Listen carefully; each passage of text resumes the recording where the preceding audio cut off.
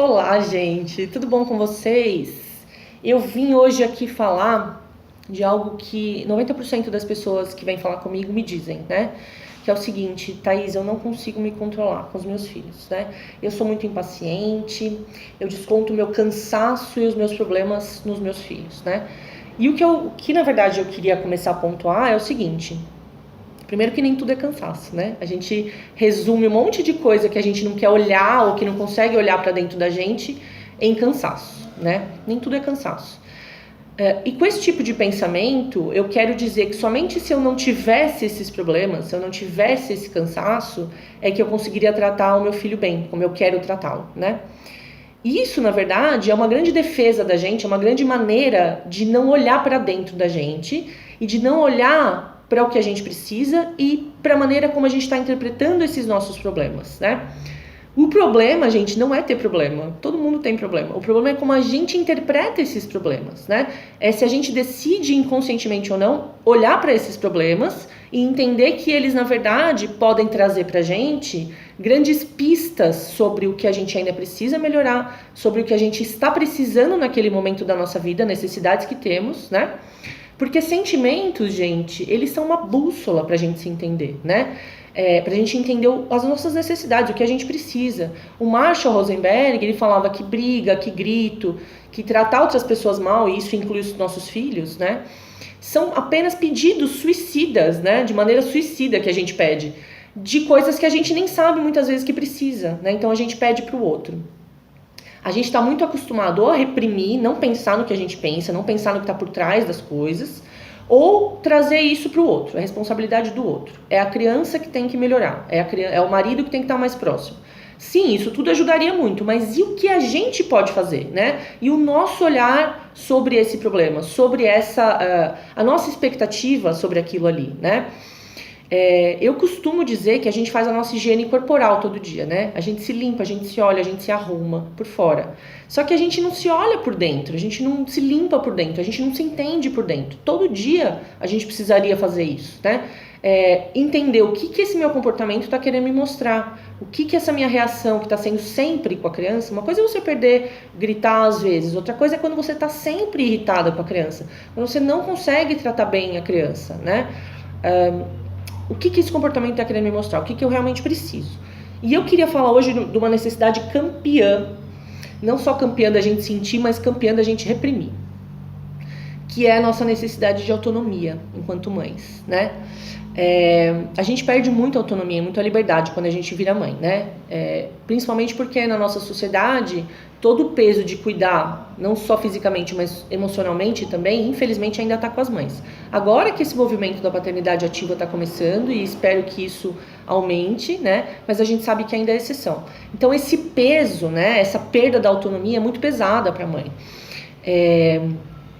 E a expectativa que a gente tem, e que a gente não quer assumir, por isso que eu falei que a gente é a campeã da gente reprimir e é a campeã da gente não conseguir entender, é que a vida se mantenha como antes, né? Que a vida não mude, que a nossa liberdade continue existindo.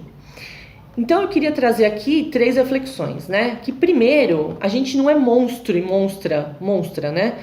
Por sentir saudade daquele tempo, né? Por assumir que era mais legal quando ninguém precisava da gente incondicionalmente para se vestir, para viver, para sobreviver, para comer, para dormir, né? É um peso, gente, enorme, né? Que a gente carrega, ter que garantir isso para um outro ser humano, ou para 2 ou para 3, quem tem mais de um filho. É muito confuso sentir isso e continuar e sentir que continuamos amando, estamos amando nossos filhos incondicionalmente, não sabemos viver sem eles mais. Mas também sentimos tudo isso, sentimos a falta da autonomia, sentimos o peso de ter gente dependendo da gente, muitas vezes 24 horas para comer, para dormir, para viver, para sobreviver.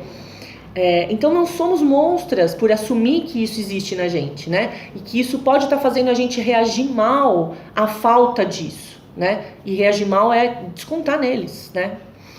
Segundo, parar de se punir e se culpar por isso, né? Porque uma coisa é você trazer para a consciência e entender que isso existe dentro de você. Outra coisa é você não se culpar por estar sentindo assim, por perceber que você está se sentindo assim. Isso não é, gente, arrependimento de ter tido filho, né? Isso não é falta de amor. Isso é simplesmente assumir que, enquanto seres humanos, nós não deixamos de ter necessidades básicas, e autonomia e liberdade, ter planos e sonhos é uma necessidade do ser humano básica. Não deixamos de ter essas coisas, essas necessidades, porque somos mães, porque nos tornamos mães. Então não podemos ficar nos culpando e nos punindo por sentir isso, por assumir, por perceber que estamos sentindo isso, né? E que podemos estar descontando isso nas crianças. E terceiro, gente, que é assim, o que vamos fazer com isso então, né? Vamos pensar em soluções, porque assim, o que a gente faz no puerpério e quando a criança nasce é se adaptar 100% ao que a criança precisa, né? A gente fica 24 horas sanando a necessidade física da criança, de interação, de afeto. Isso precisa acontecer. Conforme a criança vai crescendo, a gente pode começar a trazer a criança para o que a gente quer na nossa vida também, né? Começar a olhar para as nossas necessidades com um outro olhar, né? Adaptar também a criança ao que a gente precisa, de maneira que não prejudique o que ela precisa também, trazer esse equilíbrio. E isso daí nada mais é do que pensar em soluções, que vão desde uma coisa super simples, que é conseguir alguém para ficar uma noite na semana com essa criança, para você poder sair, nem que for para fazer nada, com uma amiga, com seu marido, enfim, ou andar só por aí, para você conseguir pensar no que você realmente quer e precisa e é, longe dessa criança, porque você existe para além dessa criança.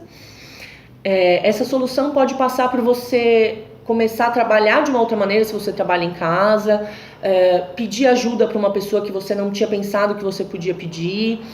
Enfim, conseguir um pouco adaptar a criança, fazer coisas com a criança que também preenche o teu tanque de emocional, né? Porque a gente costuma achar que brincar, eu vou brincar do que ela quer, é um peso também, né? A gente tem que só sanar as necessidades da criança, né? Sem olhar para a nossa. Então, assim, até a autonomia passa por diferentes níveis, né? Ela pode existir até se você sugere para a criança uma atividade que você gosta de fazer com ela, né? A gente sempre fala que o brincar livre é importante, que a criança guiar a brincadeira é importante, você estar presente de cabeça inteira, de coração inteiro ali com a criança para criar a conexão é importante, mas também é importante que você esteja aproveitando, que você goste de estar ali brincando e aproveitando com ela, né? E isso também faz parte de ter liberdade, de ter autonomia, escolher alguma coisa sobre a sua própria vida, né? E entender, gente, que essa ambiguidade, ela é apenas humana, né? A gente se sentir mal por não ter mais essa liberdade, ao mesmo tempo não conseguir assumir isso pra gente, se sentir mal porque a gente ama muito nossos filhos, isso é apenas humano, né?